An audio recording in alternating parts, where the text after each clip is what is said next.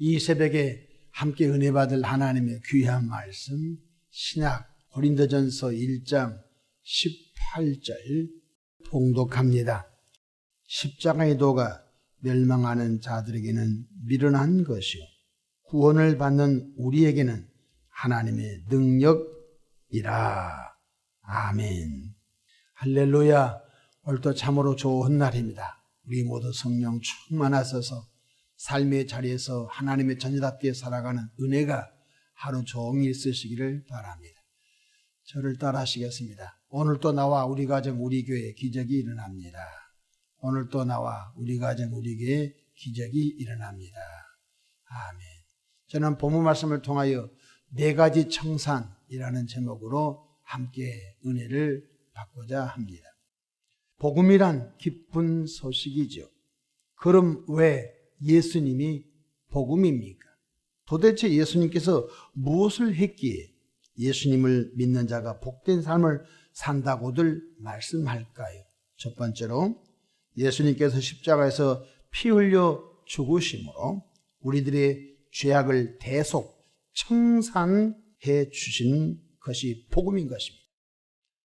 죄값은 사망이라고 로마서 6장 23절에 말씀하셨습니다. 성경에서 말하는 죄는 하나님 없이 사는 삶. 성경에서 말하는 죄는 하나님을 인정하지 않고 하나님 없이 자기 힘으로 살아가는 것을 죄라고 하는 것입니다. 하나님 없이 사는 인생이 도둑질하고 하나님 없이 사는 인생이 요령껏 살아가고 하나님이 없이 사는 인생이 무슨 짓을 못하겠습니까? 하나님이 우리 머리털까지 다 세신다고 믿어진 사람은 우리 안고 일어선 것을 아신다고 믿어진다면 결코 죄를 범할 수가 없지. 그래서 그 죄의 대가로 사망, 멸망, 지옥이 기다린 것입니다. 그런데 모든 인간이 아담의 원죄로 모두 죄인되어 멸망받을 존재였다는 것입니다. 그러나 죄 없으신 성자 예수님께서 우리 대신 십자가에서 피 흘려 죽으심으로 우리의 죄악을 대속이라는 말은 값을 대신 지불했다는 것입니다. 값을 반만 지불하고 반은 우리의 선한 행위로 죄를 청산하신 것이 아니라 예수님께서 당신의 몸을 제물로 내놓으시고 우리의 죄악을 완전 청산해 주셨습니다. 이것이 복음인 것입니다. 갈라디아서 1장 4절 그리스도께서 하나님 곧 우리 아버지의 뜻을 따라 이 악한 세대에서 우리를 건지시려고 우리 죄를 대속하기 위하여 자기 몸을 주셨으니 죄 없으신 예수님의 몸을 온 인류의 죄값으로 제물로 내놓으심으로 첫 번째 죄악을 청산하셨다는 것입니다. 성경 베드로전서 2장 24절에 신이 나무에 달려 그 몸으로 우리 죄를 담당하셨으니 이는 우리로 죄에 대해 죽고 의에 대하여 살게 하려 하심이라고 말씀하셨습니다. 이제 누구든지 예수님을 구세주로 마음속에 영접하여 믿으면 죄의 용서함을 받고 죽었던 영혼이 거듭나 하나님의 자녀가 되는 은혜를 받게 되는 것입니다. 이것이 첫 번째 복음인 것입니다. 우리의 선한 노력으로 죄는 벗겨지지 않습니다. 우리가 얻은 재물로도 우리 속에 죄가 벗겨지지 않습니다. 오직 죄악은 예수님을 믿음으로 죄 용서를 받게 되는 것입니다. 둘째로 예수님께서 우리의 저주를 속량이라면 값을 지불했다는 것입니다. 예수님께서 우리의 저주를 속량하심으로 저주가 청산된 것입니다. 저주는 하나님이 지으지 않았습니다. 저주는 아담의 범죄, 아담이 선악을 따먹고 범죄한 결과 온 인류에게 찾아 죄의 결과물이 저주인 것입니다. 저주는 가시처럼 사람을 찔리고 부한 사람도 마음을 찔리고 가난한 사람도 마음을 찔리고 양심을 찌르고 마음을 찌르고 고통스럽죠. 그래서 나는 돈이 많으니까 저주가 아니라니까요. 양심이 찔리고 마음이 찔리고 고통스럽고 이것이 저주라는 것입니다. 창세기 3장 17절 이런 말씀이 있습니다. 아담에게 이르시되 내가 내 아내의 말을 듣고 내가 내게 먹지 말란 나무 열매를 먹었은즉 땅은 너로 말미암아 저주를 받고. 아담이 선악을 따먹고 온 결과가 뭡니까? 땅이 저주를 받고. 땅이 곡식을 내놓지 않잖아요. 그러니까 거기 요즘 현대 사람 농약을 뿌려버리지만 제초제를 뿌리면 또 그 다음에 농사가 안 되잖아요. 그래서 사람들은 풀을 뽑고 또 풀을 뽑고 하루 만에 풀이 자라면 또 풀을 뽑고 그래서 열매를 얻으려고 몸부림을 치는 것입니다. 땅은 너로 말미암아 저주를 받고 너는 내 평생에 수고하여 그 소산을 먹으리. 땅이 내게 가시 덤불과 엉겅퀴를 낼 것이다. 우리 마음에 엉겅퀴가 있습니다. 우리 생각에 엉겅퀴가 있습니다. 보이는 엉겅퀴 가시 덤불이지만 생각의 엉겅퀴, 마음의 엉겅퀴, 양심의 엉겅퀴, 양심의 가시덤불, 마음의 가시덤불, 생각의 가시덤불. 그래서 우리는 평생 동안 저주 아래서 고통스럽게 살아가는 것입니다. 근데 놀랍게도 예수님께서 창세기적 저주와 바로 율법적 저주 두 가지를 다 청산해 버린 것입니다. 율법적 저주는 이스라엘 백성들이 율법을 지키지 아니함으로 오는 저주인 것입니다. 여러분 신명기 28장을 축복장이라고 하죠. 그러지 않습니다. 신명기 28장은 1절부터 14절까지 말씀을 순종하는 자에게 오는 축복이 기록되어 있습니다. 그 다음 15절부터는 말씀을 불순종한 자에게 주어지는 저주가 수만하게 기록되어 있습니다. 그래서 성경은 구약시대는 말씀을 지키면 축복이, 말씀을 하나라도 안 지키면 저주가 오는 것입니다. 이것을 보고 율법적 저주라고 하는 것입니다. 이방 백성은 율법을 안 받았잖아요. 이 사람들은 창세기적 저주가 임하고 이스라엘 백성들에게는 율법을 주었는데 율법을 지키지 아니함으로 율법 아래 저주가 있는 것입니다. 예수님께서 두 가지를 다 청산해 버리셨습니다. 갈라디아서 3장 13절 그리스도께서 우리를 위하여 저주를 받은 바 되사 율법의 저주에서 우리를 속량하셨으니 라고 말합니다. 놀라운 소식입니다. 우리는 예수 그리스도 안에서 거듭나 하나님의 자녀로 응하하고 영적으로 태어났습니다. 이걸 보고 새로운 피조물이라고 하는 것이 고쳐서 쓰는 것이 아닌 것입니다. 비록 몸은 여전하지만 우리 영혼은 고쳐서 쓰는 것이 아닙니다. 죽어버렸던 영혼이 예수님을 믿음으로 인하여 하나님의 자녀로 태어나는 것입니다. 그래서 하나님을 아빠, 아버지라 부르게 되는 것입니다. 고린도후서 5장 17절 그런즉 누구든지 그리스도 안에 있으면 새로운 피조물이라 이전 것은 지나갔으니 보라 새 것이 되었도다고 했습니다. 기억하십시오. 이제 예수 그리스도 안에서 아브라함의 복에 참여할 자가 된 것을 믿으시기 바랍니다. 아브라함의 복에 나도 참여하고 여러분도 참여하게 되었습니다. 갈라디아서 3장 9절 그러므로 믿음으로 말미암은 자는 믿음이 있는 아브라함과 함께 복을 받느니라. 두 번째 주님이 저주 청산해 주셨습니다. 반드시 이걸 여러분과 제가 믿어야 되는 것입니다. 세 번째로 예수님께서 가난을 청산해 주셨습니다. 하늘과 땅을 말씀으로 지으신 부유하신 예수님께서 이 땅에 성육신하셔서 머리 둘 곳이 없이 가난하게 사셨습니다. 참새도 제 집이 있고 제비도 새끼들 보금자리가 있는데 인자는 머리 둘 곳이 없다고 탄식하셨습니다. 예수님께서 얼마나 배가 고프셨는지 무화과 열매를 맺지 않을 때 가서 이파리를 제치면서 열매를 구했던 말씀이 나온 것입니다. 예수님이 무능해서 그런 것이 아닌 것입니다. 그것은 우리의 가난을 예수님이 대신 가난당하심으로 믿는 자에게 부요를 주시려고 대신 가난을 짊어지고 청산하신 줄로 믿으시기를 바랍니다. 고린도후서 8장 9절 우리 주 예수 그리스도를 너희가 알거니와 부유하신 이로써 너희를 위하여 가난하게 되심은 그의 가난함으로 말미암아 너희를 부유하게 하려 하시니. 우리는 예수를 믿고 구원받은 저와 여러분 가난한 자화상을 깨뜨려 버려야 됩니다. 시대적으로 난 잘못해놨어. 우리 아버지로부터 난 받은 것도 없고 교육도 혜택도 못 받고 아닌 것입니다.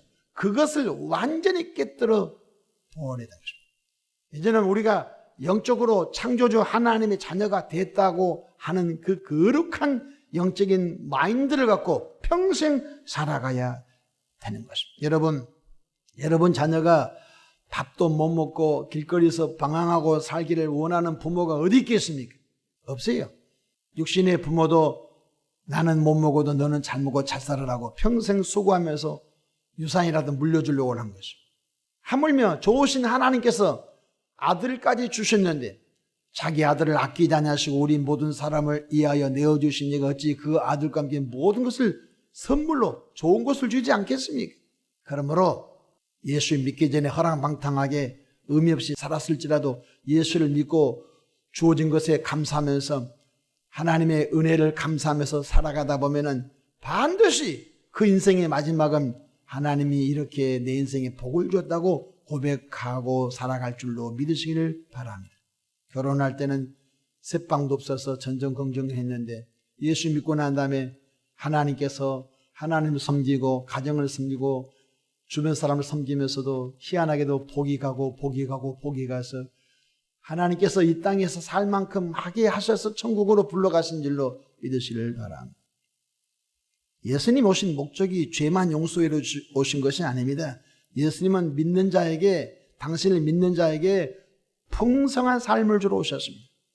요한복음 10장 10절 도둑이 오는 것은 도둑질하고 죽이고 멸망시키는 것뿐이요 내가 온 것은 양으로 생명을 얻되 더 풍성히 얻게 하려 하심이라고 주님이 말씀하셨습니다. 그러므로 여러분은 가난의 자아성을 깨뜨려버리고 예수 그리스도 안에서 나는 주님의 은혜로 부유한 자가 됐다. 그래서 성실하게 사십시오. 이렇게 다른 방법을 가지고 한목임을 잡으려고 무지개를 잡듯이 그런 야망을 버리시기 바랍니다. 하나님 그렇게 역사하지 않습니다. 5달란트 받은 사람이 가서 열심히 장사하여 5달란트 남겼습니다.